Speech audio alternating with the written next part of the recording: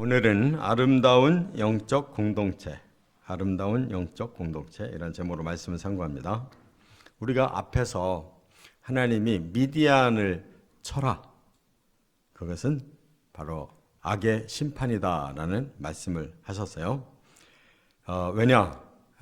아브라함의 자손인데 크게 보면 다 같은 형제 국가와 같은데 이렇게 오히려 피를 나눈 이러한 백성들을 이렇게 공격을 하고 또 음모를 꾸며서 이렇게 부패하게 하고 한 그 죄를 하나님 물으시겠다는 거예요. 그래서 그만큼 해서는 안 될 일을 한 자들에 대해서 철저하게 하나님은 이건 심판이다 라고 말씀하시면서 전쟁을 하라고 했으니까 그것은 보이는 전쟁보다 더 중요한 건 영적 전쟁입니다. 악을 심판하는 거고 또 죄를 더 이상 짓지 못하도록 이렇게 끝을 내는 건데, 오늘 본문에는 그 후에 대승리를 하고 그 다음 과정을 말씀하고 있어요. 그건 뭐냐? 이건 단순한 전쟁이 아니고 영적 전쟁이기 때문에 그 결과도 영적인 그런 좋은 결과를 이렇게 거두도록 하나님이 세 가지 명령을 하십니다. 그러니까 우리가 이 땅에 살면서 영과 육을 구분을 해야 되는데, 물론 먹고 마시며 또 사람이기 때문에 또 이 세상 즐거움도 또 누리며 이렇게 살고자 하지만 그것과는 구별돼야 되는 영적 질서가 있다, 그 말입니다. 그래서 우리가 이 세속적인 것과 영적인 것을 잘 구분해야 되는데, 오늘은 이제 전쟁 후에 그 뒤에 결과를 어떻게 해야 아름다운 영적 공동체로 거두느냐 하는 신앙생활의 모델을 보여주셨어요. 세 가지입니다. 첫째, 19절부터 24절 읽은 본문은 정결하라는 것을 명령하셨어요.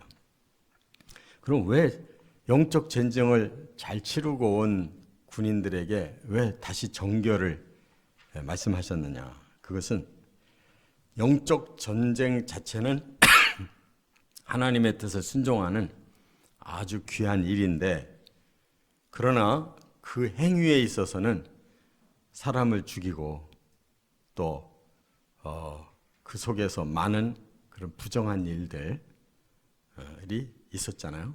그렇기 때문에 그것을 그대로 가지고 돌아오면 안 된다는 거예요. 그래서 일주일 동안 진영에 들어오지 못하도록 막고 그 군인들에게 정결 예식을 하라고 그랬어요.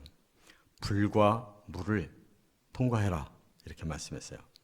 그러면 이건 무엇을 의미하느냐? 불은 항상 하나님께서 이렇게 제단에다가 번제물 올려놓고 이렇게 태우면 내가 그 향을 흥미하겠다, 이렇게 하셨는데, 이 불은 모든 더러운 것을 태우는, 그래서 심판도 불이에요. 악하고 잘못된 것을 다 없애버리는 것이 불이기 때문에, 말하자면 금속으로 된 그런 그들이 사용했던 물품 다 불을 통과하라고 그랬어요. 그러니까 뭐 칼이니 창이니 여러 가지 뭐 마차니 이러한 그 쇠로 만든 것들, 그런 것을 전부 불을 통과한 후에 들어와야지 그대로 안 된다 그랬고, 또 하나는 물을 통과해야 돼요. 그는 물로서의 정결 예식을 말하는데, 그게 바로 민수기 19장에 나오는 붉은 암송아지의 재로 모든 부정을 씻는 이러한 원리를 말하는 거예요. 그래서 민수기 19장에 우리가 했는데, 붉은 그 빛을 띤 암송아지를 찾아라. 그래서 조금 더 흠이 없어야 된다. 멍에도 맨적이 없어야 된다. 그리고 어려야 된다. 이러한 조건들을 갖춘 붉은 암송아지를 찾아가지고 그 암송아지를 죽여서 피를 7번 회막 앞에서 뿌려라. 그리고 그 붉은 암송아지 모든 걸 다 태워라. 거기서 나오는 재를 보관해둬라. 그리고 부정한 일이 생기면 반드시 그 재에다가 물을 부어서 잿물로 반드시 씻는 이런 정결 예식을 행하라 그랬어요. 그러니까 항상 이 붉은 암송아지의 재는 있어야 되는 거예요. 근데 이것을 이스라엘 사람들이 잘못 해석한다고 그랬잖아요.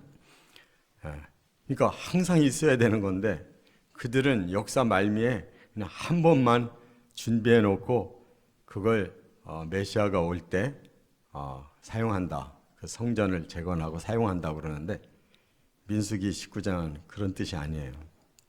항상 사용하라고 그랬어요. 그래서 전쟁을 끝내고 돌아오는 군인들에게도 전부 이 암송아지의 잿물을 뿌려서 정결해져야 일주일 후에 들어오라는 거예요. 그러니까 일반적인 정결 예식이지 그게 특별한 한 번만의 정결 예식이 아니에요. 그런데 여기에 이제 붉은 암송아지를 태울 때 3가지를 더 태우라고 그랬어요. 백향목, 우슬초, 홍색실. 이것은 바로 붉은 암송아지의 그 특징을 말하는 거예요.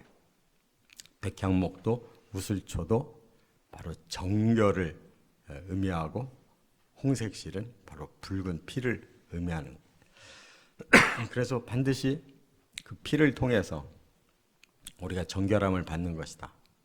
또 하나님이 내려주시는 정결함을 받아야 우리가 정결해지는 것이다 하는 것을 말씀하는 거예요. 그렇기 때문에 우리들이 오늘날은 이 붉은 암송아지 제를 준비할 필요가 없어요. 그거는 제사법이기 때문에 이미 예수님이 십자가에 달려 돌아가심으로 그 제사는 완료됐어요. 그렇다면 붉은 암송아지의 이 제 대신에 뭐가 필요하냐? 우리가 정결해지는데 예수 그리스도의 십자가의 보혈이 필요한 거예요. 그것을 계속 뿌리라는 게 아니라 그걸 받아들이면, 믿음으로 하나님의 그 원리를 받아들이면 우리의 죄가 사해지는 거예요. 그래서 우리는 항상 우리의 삶 속에서 깨달아지는 대로 내 죄를 고백하고 다시 하나님의 그 복음 언약을 믿음으로 십자가의 보혈은 내게 모든 죄를 씻어주신다 그 말이에요. 할렐루야. 그렇게 정결한 이러한 공동체를 이루어야 아름다운 공동체라는 거예요. 죄가 있으면 아무 소용이 없어요. 그 다음에 두 번째는 48절부터 54절에 보면 전쟁을 끝내고 돌아와서 숫자를 헤아려 보니까 한 사람도 죽은 사람이 없는 거예요. 그게 너무나 놀라운 결과를 거둔 거죠.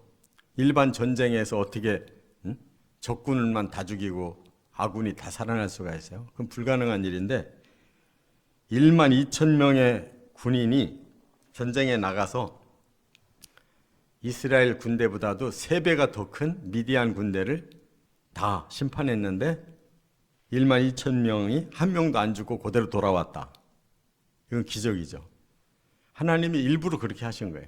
왜냐하면 내가 너희에게 심판의 대리권을 준다.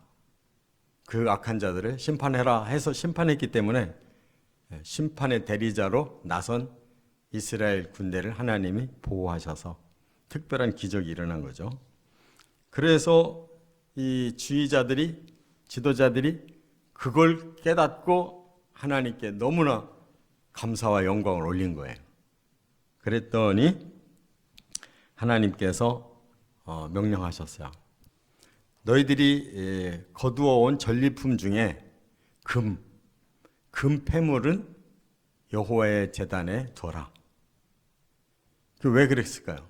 뭐 하나님 금이 그렇게 탐나서 그러시는 그게 아니죠.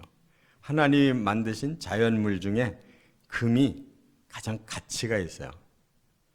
변함이 없는.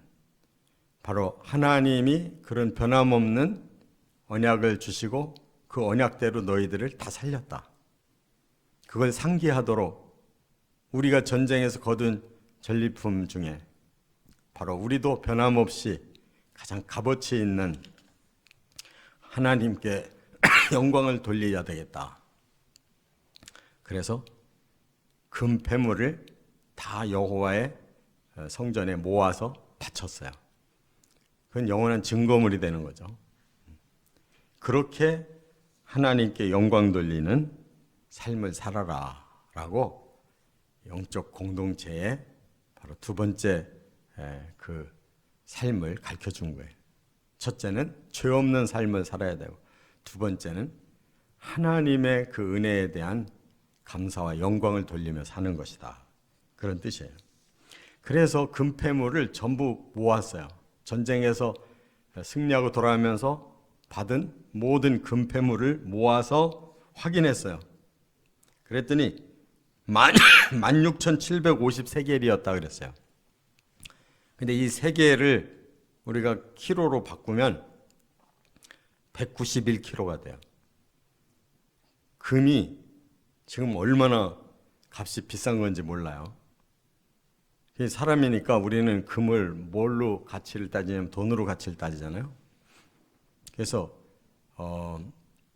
제가 이걸 계산해 보니까 270억. 그러니까 전쟁에서 승리를 하고 돌아오면서 금폐물만 270억이 하나님이 주신 선물이었어요. 그래서 그것만 하나님의 성전에다가 바쳐서 기념으로 두게 했다 그 말이에요. 그 다음에 이제 세 번째는 사랑을 골고루 나눠라 라고 명령하셨는데 25절부터 47절에 보면 전쟁에서 이제 이기고 전리품으로 돌아온 것들이 있잖아요. 그거를 이제 나누는데 두 가지로 나누라고 말씀했거든요. 여기 27절에 보면 그 얻은 물건을 반분하여 절반은 전쟁에 나갔던 군인들에게 주고 절반은 회중에게 주고 그랬어요. 전리품을 반으로 나누래요. 그래서 그 반은 전쟁에 참여했던 군인들에게 줘라. 나머지 반은 모든 백성들에게 줘라. 이렇게 하나님이 그 나누는 방법을 그렇게 딱 정해주셨어요. 그러면 왜 그랬을까? 군인은 목숨 걸고 싸워서 승리한 자들이에요. 말하자면 그들이 하나님 앞에 목숨을 건 헌신을 해서 주어진 거예요. 그럼 백성들은 뭐 아무것도 안 하고 뒤에 있었는데 왜 주느냐? 백성들도 똑같이 그 군인들이 나가 싸우는 동안 기도하고 모든 마음을 다 쏟아서 응원을 했잖아요. 그렇기 때문에 같은 운명체다. 같은 공동체고 같은 운명체이기 때문에 앞에서만 싸웠다고 큰일 한 게 아니다. 뒤에서 기도하고 힘을 모은 것도 똑같은 큰일이다. 그리고 공동체는 축복도 나누고 또 고난도 함께 나누는 것이다. 이게 사랑이다 라는 걸 가르쳐 준 거예요. 그래서 하나님이 이렇게 승리하고 돌아와서 전리품을 나누는 데까지도 하나님 뜻대로 이렇게 지시하신 거예요. 너희는 누가 더 공로가 많냐, 누가 더 큰 일을 했냐 이런 거 따지지 마라. 다 자기 은사대로, 자기의 직분대로 역할 분담해서 그 좋은 결과는 다 사랑으로 다 나눠야 된다 이렇게 가르쳐 주셨어요. 그런데 그러고 나서 하나님이 또 한 번 나누래요. 그건 뭐냐? 이제 뒤에서 하나님 앞에 헌신하고 기도하고 있는 제사장과 레위인들에게도 줘야 된다 그랬어요. 그래서 제사장은 군인들이 나눠주고 또 레위인은 백성들이 나눠줘라 그랬어요. 그러면서 이제 백성들이 받은 그 절반을 50분의 1로 나누어서 레위인에게 줘라. 군인들에게는 너희들이 받은 것 중에 500분의 1을 나눠서 제사장들에게 줘라. 그랬어요. 그러니까 결과적으로 하나님께도 영광 돌리고 목숨 건 군인들도 또 힘을 합한 백성들도 또 배후에서 하나님 앞에 중보하며 헌신하고 있는 제사장과 레위인도 다 받았다는 거예요. 다. 골고루 다 누렸다는 거예요. 이게 사랑이다라고 가르쳐 주신 거예요. 그러니까 우리는 말로 이렇게 아름다운 공동체가 되는 게 아니라 삶의 실천으로 아름다운 공동체가 된다. 이렇게 말씀한 것입니다. 우리도 이러한 공동체를 이루어가게 되시기를 주의 이름으로 축원합니다.